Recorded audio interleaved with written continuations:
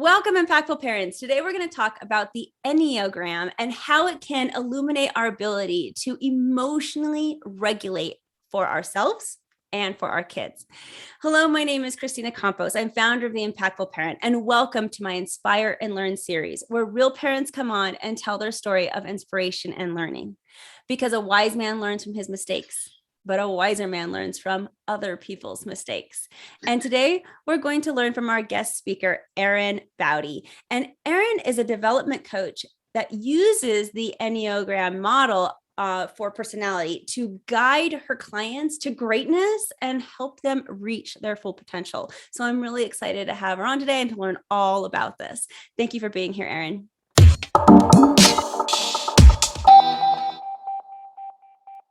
Thanks for having me.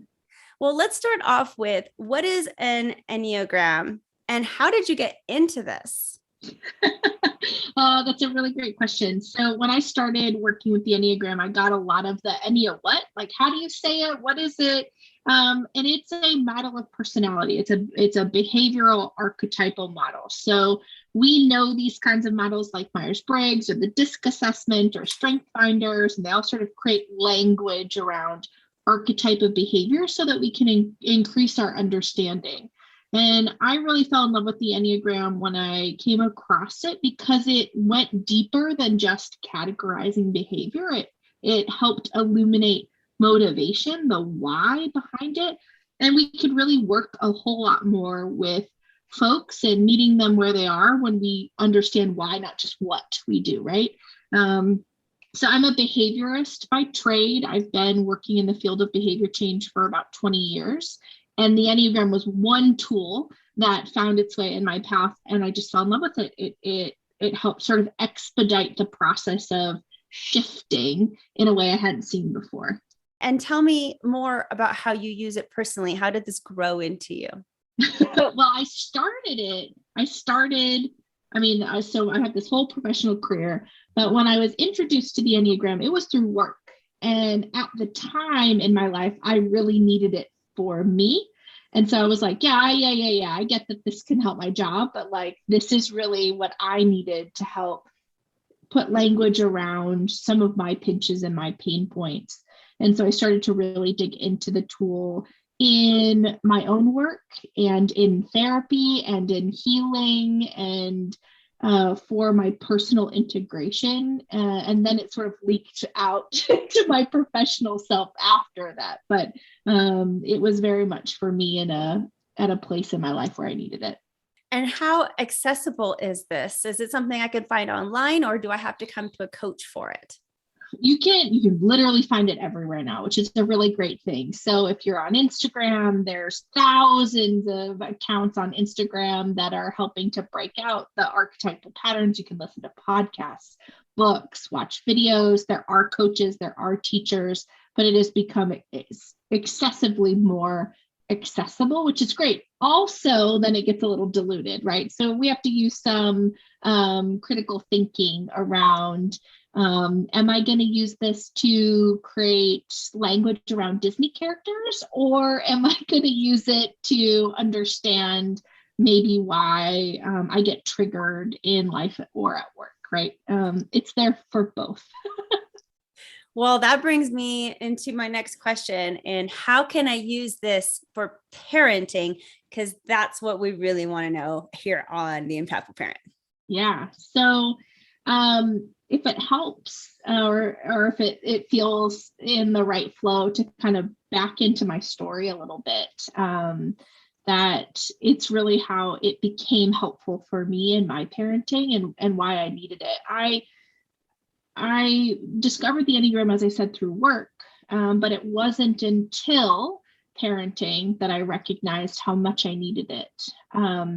I was told I couldn't have kids. We were dealt with some fertility issues, and in that process, we said, okay, we're going to explore adoption. We spent 2 years doing all the deep work around getting approved for adoption, and we were planning on meeting with birth parents, right? We're at the end of it in terms of preparatory, and now you're into matching. And I was really sick. And it turns out that I was 12 weeks pregnant. And so in the state of Ohio, where we lived at the time, you couldn't be pregnant and adopt. And so we had to put a pause on that part of the process. And I had a lot of mixed feelings. I had a lot of grief. I had a lot of unknowns around. I was told I couldn't do this, and now I can. And now this other path is shifting. And on top of it, I had a really, really hard pregnancy. I was very, very, very sick, and then had a pretty traumatic birthing process. And so just a lot of feelings that I had to deal with. As a result of that, my daughter was born with some pretty significant neurological challenges. She's considered neurodiverse. She's perfect and lovely and beautiful, and also required more from me as a parent than I was equipped or ready for, or had to sort of be met with. And so as I was in this, dealing with my own feelings and my own emotions, and now having to meet her differently, it was pulling on all the resources I had been preaching about and teaching at work that I knew sort of consciously, but didn't yet have it practiced or integrated into my body. And it was parenting her that forced me to reconcile what I thought with what was in me, and learn the art of being embodied and whole and present and regulating, so that I could be a safe container and a safe place for her as she grew and developed. So she's almost 7 now. And while I've had a long career and I'm finishing my PhD, I often say she's my greatest teacher. I've learned the most from her because of what she's asked me to be and to do. And so I have this sort of belief that I wish every CEO had the same capacity around, being in the moment and being present and learning how to regulate, like special needs kiddos teach us to do. Oh, definitely. I cannot agree with you more. And not just special need kiddos. And I tell you, parenting in general brings out so much in you that you didn't know you had inside of you, good and bad. And you got to, work on things that you didn't resolve in the past that you didn't realize were a problem anymore. I mean, parenting brings it all up to the surface. And we learn so much from parenting and from our children, then wow, like just about anything in life. It's pretty amazing, actually. So what are some tools that I can use to emotionally regulate then, using this enneogram that you're talking about? So the enneagram is a way in which we can identify our patterns, right? The things that trigger us, the gifting in us. Once we figure out where we sit within the model, what our personality is, we can understand what we're really good at, and we can understand our opportunities. And it's a map, a way into be embodied in terms of how I think, how I feel, and how I behave, right? So typically, folks get really good at one of those areas. We have folks who orient in the world around how people make them feel. We have people who orient in the world around what they think cognitively. And then we have people who orient in the world around instinct or intuition, right? I just know something is right or wrong. And our work is to really learn to use all three, not just the one we got good at, right? So ultimately, that's what it can look like to be emotionally intelligent, is to have enough capacity to be triggered or have a reaction in parenting, and slow down enough to go, what do I think about this? How is it making me feel? And what's happening in my body? What is my nervous system? Is it clicking? Is it making me anxious? Is it making me angry? And then assessing all of that before I take action, right?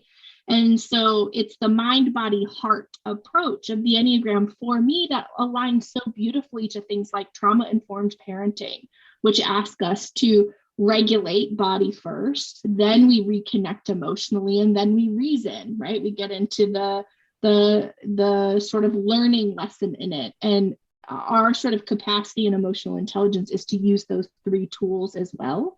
What do I think sort of instinctually? How do I get back into my body?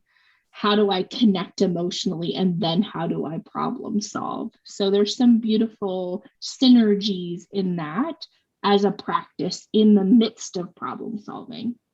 This really sounds interesting to me. And it also sounds like something that once you can really use it and learn how to implement it, you can also identify it in your children, which then Mhm. allows you to be a better parent to them too, because now you're understanding your kids on a different level. Am I Right. wrong?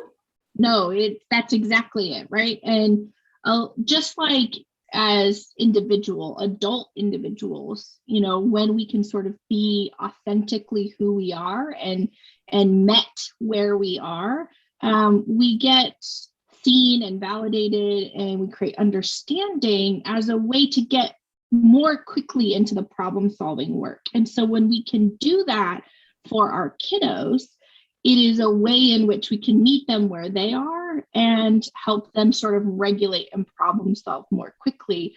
The biggest barrier for us in between that is our level of awareness, our level of how well do I know myself, how well do I know what triggers me, and how well do I recover from that trigger in order to make room for them, right? And that's, for me, where the Enneagram becomes a really powerful tool, is it can help me name those things and then hit fast forward on it.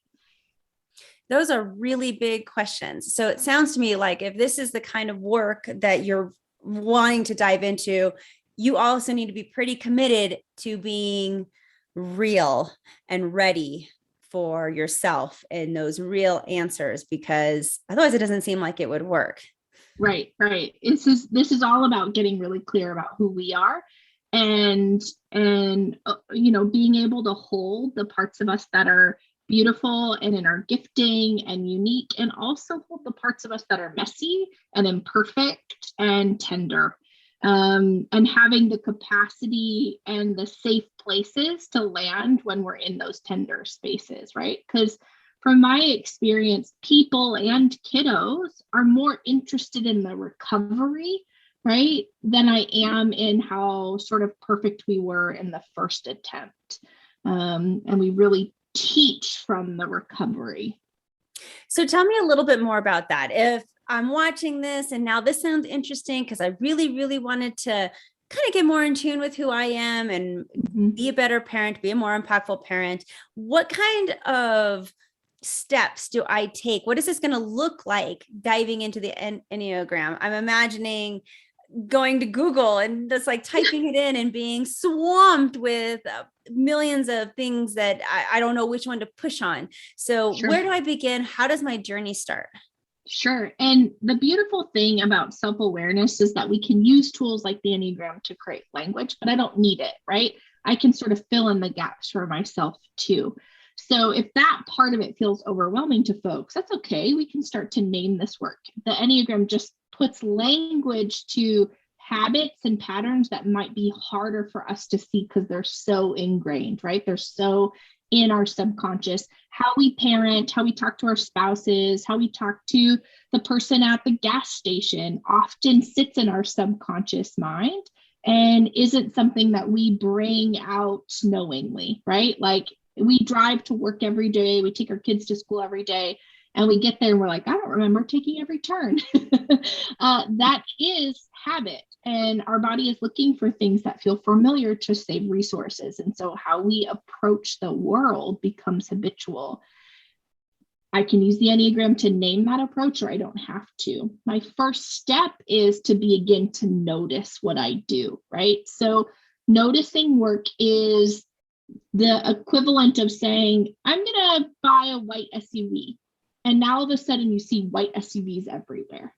It's not because they're more prevalent. It's because we've brought it into our way of thinking. We're paying attention to white SUVs. And so we have to learn to notice our behavior. Oh, I notice that when I am hurried or my schedule is really packed, that I lose my patience with my kids really quickly. When I ask them to do something and they don't listen the first time, I get angry, right? Whatever the thing is, we've got to learn to first notice it. And then in the noticing, we learn to start to name it. We create a why behind it. Oh, wow, I really understand that when I ask my kids to do something and they don't listen, that triggers in me the name of not being listened, right? And that's a source of wounding for me. Of it doesn't feel really good when people don't acknowledge me. They don't acknowledge my truth. They don't acknowledge my reality, right? That's a pattern in my life where it's like I can find myself really needing to be right and arguing for that rightness as a way to be validated. So when my kids don't listen to me, it's just an extension of that same pattern. So I have to notice it, and then I have to name it before I can learn to let it go, to release it out of me. And there's some great work around reducing stress and releasing the stressor cycle. How do I get it out of my body through breath work or meditation or movement or laughter or connection, right? And then repair the damage that has been occurred within myself or within relationship because of the fracture that occurred from this behavior. So this cycle is all work I do, right? I haven't even interacted with my child yet. It's first figuring out how I move through this cycle. So then I have enough bandwidth to then go meet them where they are and make enough room for what could be true for them. And that's, wow, I could have really hurt your feelings because I lost my temper and you don't understand why, I asked you to transition too quickly, all the things that happen on the other side of our own triggers. So it becomes cyclical work that we do. And it sounds like something that does not happen overnight. It's a process, something you got to really dedicate yourself to. Could I go online and take an Enneagram for free? Or is this something that you pay for, like some of the other different kinds of personality tests and things like that you could take? You can go online and take a test. The results vary. The best online Enneagram test is only about 46% accurate. So we have to be willing to fill in the other blanks and to say what's true and what's not true. People can do that. People can do that through reflecting work, for reading, through exploring. I have a free guide, a digital guide you can download to sort of take you through some of those steps to figure out what that looks like. Other people want to just move faster, and you can definitely pay somebody to help you get there more quickly. It's really about personal preference and then how comfortable you are with how fast it goes. But yeah, it's the first step in sort of getting clear about how we move through this with our kiddos. So tell me a little bit more about what you offer and what you can offer the audience. Yeah, so my specialty is in behavior change. And so I'm in the cyclical work, right? I often compare what we do for ego development, right? That's awareness work or self-awareness work, as the equivalent of body work. We go to the gym and we work out, and the more we do it, the stronger we get, right? So if I decide all of a sudden that I want to run a marathon, I'm not going to walk in the first day and run 26 miles. Just like if I decide that I want to create more space in my reactivity with my kids, I'm not going to get there the first time, right? It's not, we don't hit the finish line. It is that recovery work, and it's about building strength and resilience. And so I really think about it like the pivot, right? And by knowing your individual personality type, we create a pivot strategy that's unique to you, because it isn't a one size fits all, for sure, right? What motivates you versus what motivates me looks really, really different. My tenderness looks different than your tenderness. And so to build successful strategies, we get to know who you are really quickly. And then we build a cycle around what pivoting looks like for you to make more room for your humanity so that you can make more room for their humanity, right? To allow our kiddos to grow up as full humans, to be fully expressive. And oftentimes we weren't given that as parents. And so we're breaking cycles as we offer this to our kids. And so it is about creating the strategy that works for you. And so I do that through the lens of behavior change. The work that I do is finite. Once you figure out the strategy, you're done with me. Good, right? Then we can focus on the other tools and resources that we need to continue to meet our kids where they are. And before I let you go, if there's a parent out there that has a special needs kiddo and is listening to this, and I know you're coming from that area, how exactly would you say you're using this right now with them that's going to say, this is what you should do too? That's really going to help you and your whole family, not only just your child, not just you, but everybody. Yeah, having a neurodiverse kiddo and also a neurotypical kiddo, I see these strategies working in both buckets beautifully. And ultimately, at the end of the day, my work is mine, right? My ability to meet my kids where they are is directly proportional to my ability to take care of myself. And so how well I know myself, how well I regulate, how well I recover, how well I get back into my body is not only a model to them about what it looks like, but it's also the way in which I create capacity for my parenting. And so our work is to take care of the container of ourselves as a parent so that we can be the container to help our kids learn to regulate against us, right? So kiddos who thrash and who backtalk and who have big personalities, right? My work is to not squash that. My work is to make room so that they learn how to manage it, because that's what I'm doing. I'm learning to manage my big personality. And the hard part is that I'm learning at the same time I'm teaching, right? And so that's oftentimes where we can get stuck or frustrating is to be teaching from our tender places. And tell us, if somebody's resonating with you, how can they get a hold of you? Yeah, you can follow me at Living the Enneagram on Instagram. It's a place where I offer loads and loads of free resources. That's part of my work, is to make our awareness work more accessible. So you can give me a follow there, or check out my YouTube channel, also Living the Enneagram, and my website, where you can learn more about my work. Thank you, Erin, for being here. It's really great to have you. Thank you. And audience, if you have an inspiring story and want to share your story with everyone else so that others can learn from you, please go to theimpactfulparent.com/work with me and sign up. It's at the bottom of my page there. And if you want to become a more impactful parent, check out all that my website has to offer. I have parenting courses, family coaching, 30-day challenges, and lots of free resources. But until next time, you got this, parents. I'm just here to help.